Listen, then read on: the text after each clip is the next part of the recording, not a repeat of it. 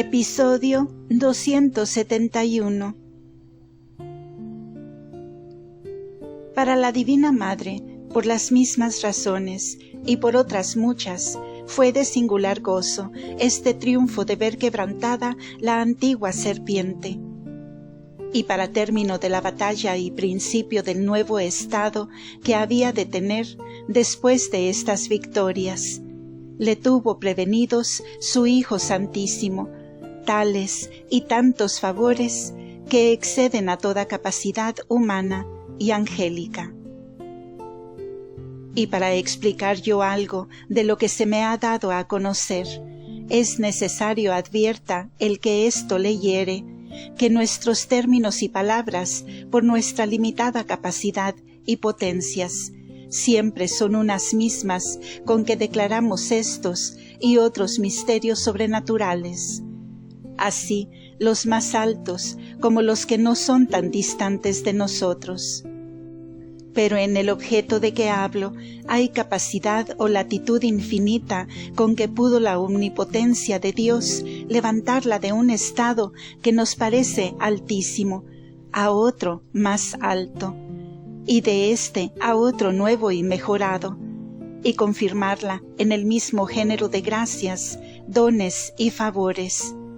Porque llegando como llegó María Santísima a todo lo que no es ser de Dios, encierra una inmensa latitud y hace por sí sola una jerarquía mayor y más elevada que todo el resto de las otras criaturas humanas y angélicas. Advertido pues todo esto, diré como pudiere lo que sucedió a Lucifer, hasta ser últimamente vencido por María Santísima y por su Hijo y nuestro Salvador.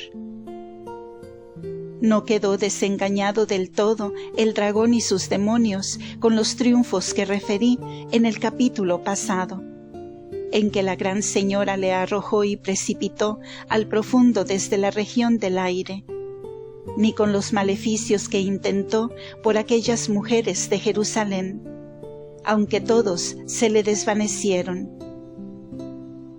Antes bien, presumiendo su implacable malicia de este enemigo, que la restaba poco tiempo del permiso que tenía para tentar y perseguir a María Santísima, intentó de nuevo recompensar el corto plazo que imaginaba, con añadir más furor y temeridad contra ella.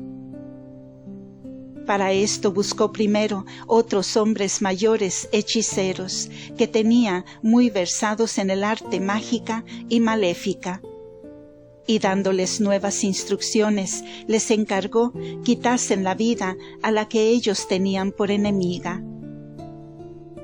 Intentáronlo así muchas veces aquellos maléficos ministros, con diversos modos de hechizos de gran crueldad y eficacia, pero con ninguno pudieron ofender en mucho ni en poco a la salud ni a la vida de la Beatísima Madre, porque los efectos del pecado no tenían jurisdicción sobre la que no tuvo parte en él, y por otros títulos era privilegiada y superior a todas las causas naturales. Viendo esto el dragón y frustrados sus intentos en que tanto se había desvelado, castigó con impía crueldad a los hechiceros de quien se había valido, permitiéndolo el Señor y mereciéndolo ellos por su temeridad, y para que conocieran a qué dueño servían. Irritándose Lucifer a sí mismo con nueva indignación, convocó a todos los príncipes de las tinieblas y ponderóles mucho las razones que tenían, desde que fueron arrojados del cielo, para estrenar todas sus fuerzas y malicia en derribar a aquella mujer, su enemiga, que ya conocían era la que allá se les había mostrado. Convinieron todos en esto y determinaron ir juntos y cogerla a solas, presumiendo que en alguna ocasión estaría menos prevenida o acompañada de quien la defendía. Aprovecháronse luego de la ocasión que les pareció oportuna, y despoblándose el infierno para esta empresa, acometieron todos de tropel juntos, estando María Santísima sola en su oratorio. La batalla fue la mayor que con pura criatura se ha visto ni se verá desde la primera del cielo empíreo hasta el fin del mundo, porque ésta fue semejante a aquella. Y para que se vea cuál sería el furor de Lucifer y sus demonios, se ha de ponderar el tormento que sentían de llegar a donde estaba María Santísima y mirarla, así por la virtud divina que en ella sentían, como por las muchas veces que los había oprimido y vencido. Contra este dolor y pena de los demonios prevaleció su indignación y envidia, y les obligó a forcejear contra el tormento que sentían y meterse por las picas o espadas, a trueque de ejecutar su venganza contra la Divina Señora, porque el no intentarlo era mayor tormento para Lucifer que otra cualquiera pena. El primer ímpetu de este acometimiento fue principalmente a los sentidos exteriores de María Santísima, con estruendo de aullidos, gritos, terrores y confusión, y formando en el aire y por especies un estrépito y temblor tan espantoso como si toda la máquina del mundo se arruinara. Y para mayor asombro tomaron diversas figuras visibles, unos de demonios feos, abominables, en diferentes formas, otros de ángeles de luz, y entre unos y otros fingieron una riña o batalla tenebrosa y formidable, sin que pudiera conocer la causa, ni se oyera más que el estrépito confuso y muy terrible. Esta tentación fue para causar terror y turbación en la reina. Y verdaderamente se le diera grandísimo a cualquiera otra humana criatura, aunque fuera santa, dejándola en el orden común de la gracia, y no lo pudiera tolerar sin perder la vida, porque duró esta batería 12 horas enteras. Pero nuestra gran reina y señora a todo estuvo inmóvil, quieta y serena, y con el mismo sosiego que si nada viera ni oyera, no se turbó, ni alteró, ni mudó semblante, ni tuvo tristeza ni movimiento alguno por toda esta infernal turbación. Luego encaminaron los demonios otras tentaciones a las potencias interiores de la invencible Madre, y en éstas derramaron el corriente de sus pechos diabólicos, más de lo que yo puedo decir, porque fue cuanto ellos pudieron hacer con falsas revelaciones, luces, sugestiones, promesas, amenazas, sin dejar virtud que no tentasen con todos los vicios contrarios, y por todos los medios y modos que pudo fabricar la astucia de tantos demonios. Y no me detengo en particularizar estas tentaciones, porque ni es necesario ni conveniente, pero venciólas nuestra Reina y Señora tan gloriosamente, que en todas las materias de las virtudes hizo actos contrarios y tan heroicos como se puede imaginar, sabiendo que obró con todo el conato y fuerza de la gracia, virtudes y dones que tenía en el estado de santidad en que entonces se hallaba.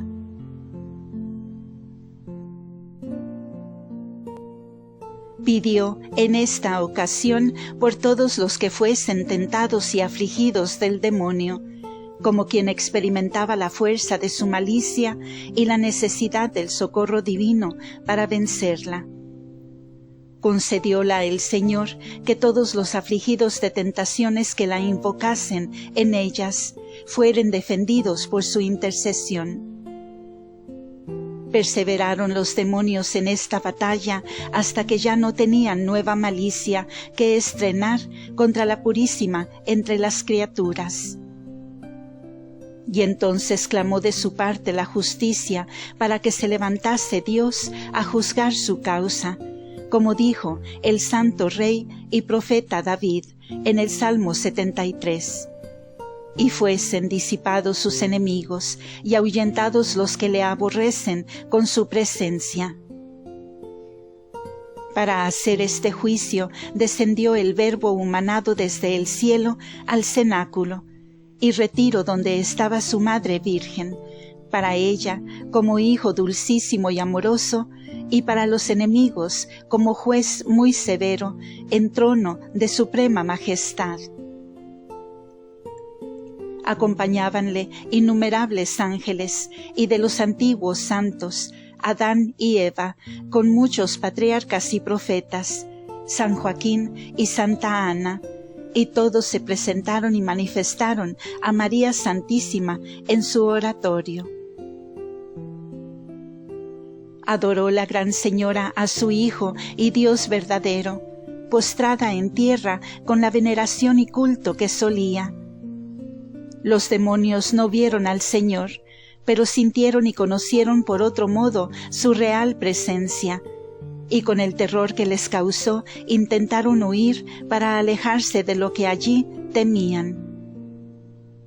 Mas el poder divino los detuvo, aprisionándolos como con cadenas fuertes, en el modo que se ha de entender lo puede hacer con las naturalezas espirituales, y el extremo de estas prisiones o cadenas puso el Señor en manos de su Santísima Madre. Salió luego una voz del trono que decía contra ellos: Hoy vendrá sobre vosotros la indignación del Omnipotente, y os quebrantará la cabeza una mujer descendiente de Adán y Eva, y se ejecutará la antigua sentencia que se fulminó en las alturas y después en el paraíso. Porque inobedientes y soberbios despreciasteis a la humanidad del Verbo, y a la que se la vistió en su virginal tálamo. Luego fue levantada María Santísima de la tierra, donde estaba por manos de 6 serafines, de los supremos que asistían al trono real, y puesta en una refulgente nube, la colocaron al lado del mismo trono de su Hijo Santísimo. Y de su propio ser y divinidad salió un resplandor inefable y excesivo, que toda la rodeó y vistió como si fuera el globo del mismo sol. Pareció también debajo de sus pies la luna. Pareció también debajo de sus pies la luna, como quien hollaba todo lo inferior, terreno y variable, que manifiestan sus vacíos. Y sobre la cabeza le pusieron una diadema o corona real de 12 estrellas, símbolo de las perfecciones divinas que se le habían comunicado en el grado posible a pura criatura.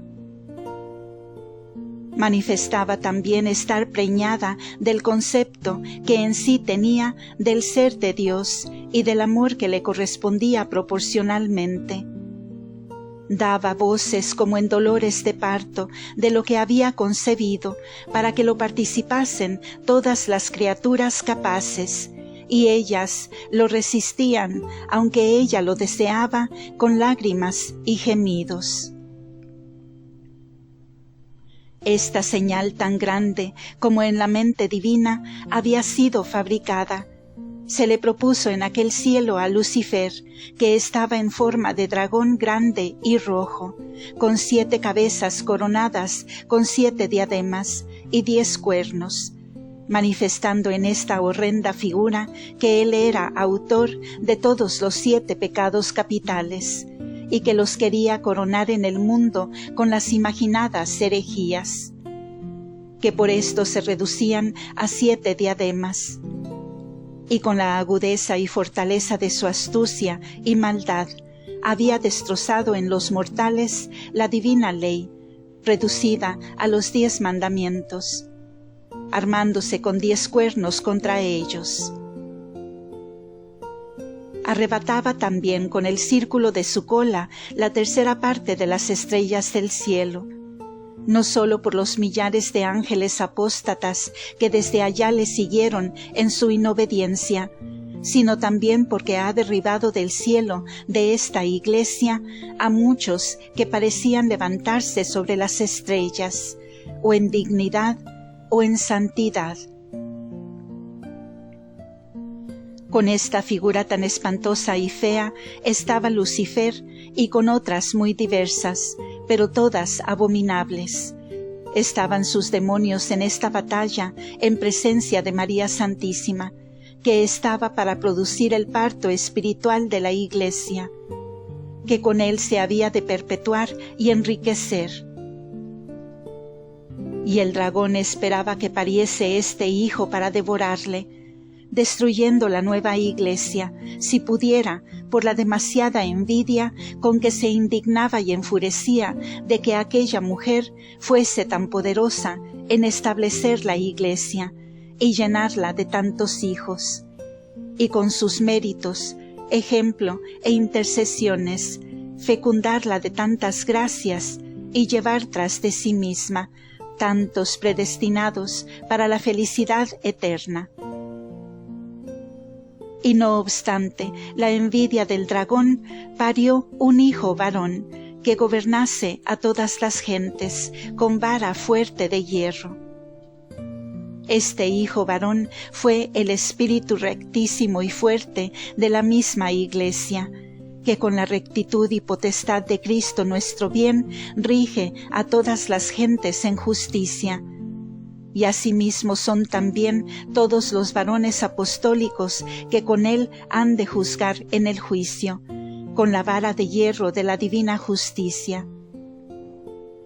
Y todo esto fue parto de María Santísima, no sólo porque parió al mismo Cristo, sino también porque en sus méritos y diligencia parió a la misma Iglesia, debajo de esa santidad y rectitud, y la crió el tiempo que vivió ella en el mundo, y ahora y siempre la conserva con el mismo espíritu varonil en que nació.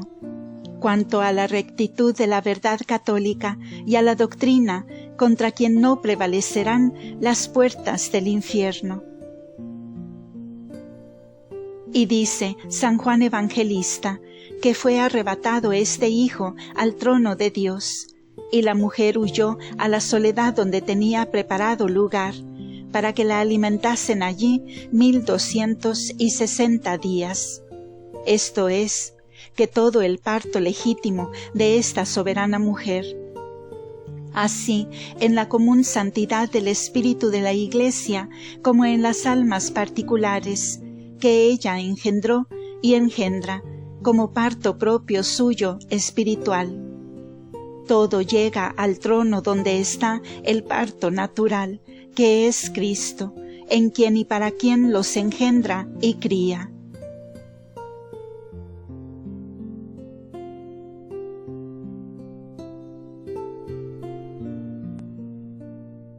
Pero a la soledad a que fue llevada desde esta batalla María Santísima, fue un estado altísimo y lleno de misterios, de que diré algo adelante, y llámase soledad porque sola ella estuvo en él, entre todas las criaturas, y ninguna otra le pudo alcanzar ni llegar a él. Y allí estuvo sola de criaturas, como diremos, y más sola para el demonio, que sobre todos ignoraba este sacramento, y no pudo tentarla ni perseguirla más en su persona. Y allí la alimentó el Señor 1260 días, que fueron los que vivió en aquel estado antes de pasar a otro. Todo esto conoció Lucifer y se le intimó antes que se escondiera aquella divina mujer y señal viva que con sus demonios estaba mirando. Y con esta noticia perdió la confianza en que su gran soberbia le había mantenido por más de 5000 años, de vencer a la que fuese madre del Verbo humanado. Y con esto se deja entender algo, cuál sería el despecho y tormento de este dragón grande y de sus demonios, y más viéndose atados y rendidos de la mujer, que con tanto estudio y furiosa saña habían deseado y procurado derribar de la gracia e impedirla sus méritos y fruto de la Iglesia. Forcejeaba el dragón para retirarse y decía: «Oh mujer, dame permiso para arrojarme a los infiernos, que no puedo estar en tu presencia, ni me pondré más en ella mientras vivieres en este mundo». Venciste, oh mujer, venciste, y te conozco por poderosa en la virtud del que te hizo madre suya. Dios omnipotente, castíganos por ti mismo, que a ti no te podemos resistir, y no por el instrumento de una mujer de tan inferior naturaleza. Su caridad nos consume, su humildad nos quebranta, y en todo es una demostración de tu misericordia para los hombres. Y esto nos atormenta sobre muchas penas. Ea, demonios, ayudadme, pero ¿qué podemos todos contra esta mujer? Pues no alcanzan las fuerzas nuestras a retirarnos de ella, mientras no quiere arrojarnos de su intolerable presencia. Oh estultos hijos de Adán, ¿por qué me seguís a mí y dejáis la vida por la muerte, la verdad por la mentira? Qué absurdo y qué desacierto es el vuestro. Así lo confieso a mi despecho, pues tenéis de vuestra parte y en vuestra naturaleza al Verbo encarnado y esta mujer. Mayor ingratitud es la vuestra que la mía, y esta mujer me obliga a confesar las verdades que de todo mi corazón aborrezco. Maldita sea la determinación que tuve de perseguir a esta hija de Adán, que así me atormenta y me quebranta. Cuando el dragón confesaba estos despechos, se manifestó el príncipe de los ejércitos celestiales, San Miguel, para defender la causa de María Santísima y del Verbo humanado. Y con las armas de sus entendimientos se trabó otra batalla con el dragón y sus seguidores. Altercaron con ellos San Miguel y sus ángeles, redarguyéndolos y convenciéndolos de nuevo de la antigua soberbia y desobediencia que cometieron en el cielo, y de la temeridad con que habían perseguido y tentado al Verbo humanado y a su madre, en quien ni tenían parte ni derecho alguno, por no haber tenido ningún pecado, ni dolo, ni defecto. Justificó San Miguel las obras de la divina justicia, declarándolas por rectísimas y sin querella, en haber castigado la inobediencia y apostasía de Lucifer y sus demonios, y los anatematizaron e intimaron de nuevo la sentencia de su castigo, y confesaron al Omnipotente por santo y justo en todas sus obras. Defendía también el dragón y los suyos la rebelión y audacia de su soberbia, pero todas sus razones eran falsas, vanas y llenas de diabólica presunción y errores. Fue hecho silencio en esta altercación y el Señor de los ejércitos habló con María Santísima y la dijo: Madre mía y amiga mía, elegida entre las criaturas por mi eterna sabiduría, para mi habitación y templo santo. Vos sois quien me dio la forma de hombre y restauró la pérdida del linaje humano, la que me ha seguido, imitado y merecido la gracia y dones que sobre todas mis criaturas os he comunicado, y jamás en vos estuvieron ociosos ni vacíos. Sois el objeto digno de mi infinito amor, el amparo de mi Iglesia, su reina, señora y gobernadora. Tenéis mi comisión y potestad que como Dios omnipotente puse en vuestra fidelísima voluntad.